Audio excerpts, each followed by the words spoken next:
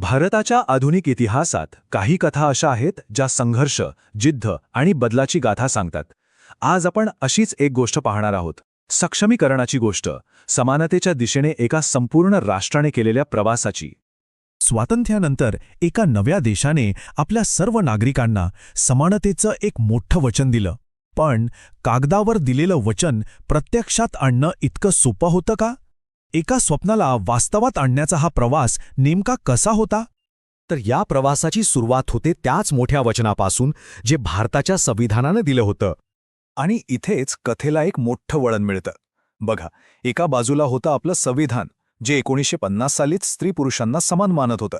पण दुसऱ्या बाजूला होता समाज, जिथे हजारो वर्षांपासून रुजलेल्या पुरुषप्रधान परंपरा होत्या, ज्या महिलांच्या संधी आणि अधिकारांवर सरळ सरळ गदा आणत होत्या.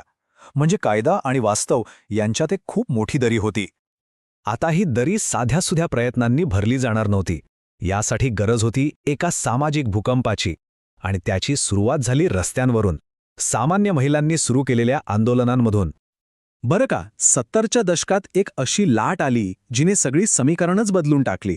ही लाट होती रस्त्यावर उतरलेल्या हजारो महिलांची, ज्यांनी स्वतःच्या हक्कांसाठी लढा दिला आणि महत्त्वाचं म्हणजे त्याचं नेतृत्वही स्वतःच स्वीकारलं. या बदलाची ठिणगी पडली ती 70च्या दशकात, जेव्हा महागाई आणि अन्यायाविरोधात आवाज उठायला लागला. मग 1975 साली संयुक्त राष्ट्रांनी आंतरराष्ट्रीय महिला वर्ष घोषित केलं, ज्यामुळे भारतीय चळवळींना एक जागतिक पाठबळ मिळालं.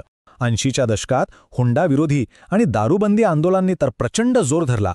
आणि ह्या सगळ्याचा कळस होता 1992चं आंध्र प्रदेशातील अरक विरोधी आंदोलन, जिथे महिलांच्या संघटित शक्तीने चक्क सरकारलाही झुकायला भाग पाडलं. पण या महिला रस्त्यावर का उतरल्या होत्या? त्यांच्या मागण्या काय होत्या? त्या अगदी स्पष्ट आणि थेट होत्या. त्यांना हुंडा प्रथा मुळापासून संपवायची होती. दारूच्या व्यसनाने होणाऱ्या घरांची वाताहत थांबवायची होती. कौटुंबिक हिंसाचाराला पूर्ण विराम द्यायचा होता आणि समाजात समान अधिकार मिळवायचे होते. थोडक्यात सांगायचं तर त्यांना पुरुषप्रधान व्यवस्थेच्या मुळावरच घाव घालायचा होता. आणि त्यांचा जो निर्धार होता ना, तो या एका घोषणेतून अगदी स्पष्ट दिसतो. आम्ही मार खाणार नाही आणि आम्ही गप्पही बसणार नाहीत. या वाक्यात फक्त विद्रोह नाहीये, तर एका नव्या आत्मविश्वासाचा उदय आहे, जो सांगतोय की आता बदल अटळ आहे. आणि जेव्हा रस्त्यावरचा आवाज इतका मोठा होतो, तेव्हा तो विधानसभेपर्यंत पोचतोच. या आंदोलनांनी व्यवस्थेला फक्त हलवलं नाही, तर कायदे बदलायलाही भाग पाडलं. उदाहरणार्थ, हुंडाबळींच्या भयानक घटनांना उत्तर म्हणून हुंडा प्रतिबंधक कायदा आणखी कडक करण्यात आला. 1984च्या सुधारणेनुसार हुंडा घेणं किंवा देणं हा एक गंभीर, दखलपात्र गुन्हा ठरवण्यात आला. आणि ही तर फक्त सुरुवात होती. एकापाठोपाठ एक बदल झाले. कौटुंबिक वाद लवकर मिटावेत यासाठी 1984मध्ये कौटुंबिक न्यायालय आली. सती प्रथेसारख्या अमानुष रूढींना थांबवण्यासाठी 1988मध्ये कायदा आला. आणि मग 1993मध्ये दोन खूप मोठ्या गोष्टी घडल्या. एक म्हणजे मानवाधिकार कायद्यात महिलांच्या हक्कांचा खास समावेश झाला, आणि दुसरं म्हणजे 73व्या आणि 74व्या घटनादुरुस्तीने राजकारणाचे दरवाजे महिलांसाठी खऱ्या अर्थाने उघडले गेले. आणि हे आरक्षण किती होतं? 1-2% नाही, तब्बल 33%.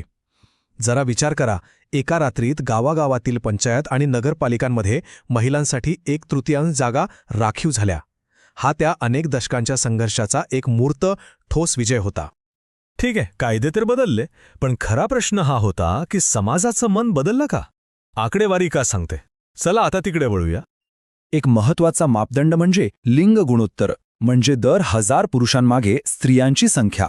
इथे एक गुंतागुंतीचं चित्र दिसतं.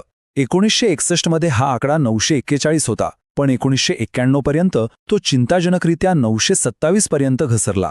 मात्र त्यानंतरच्या 2 दशकात परिस्थिती सुधारली आणि 2011मध्ये तो पुन्हा 943 वर पोहोचला.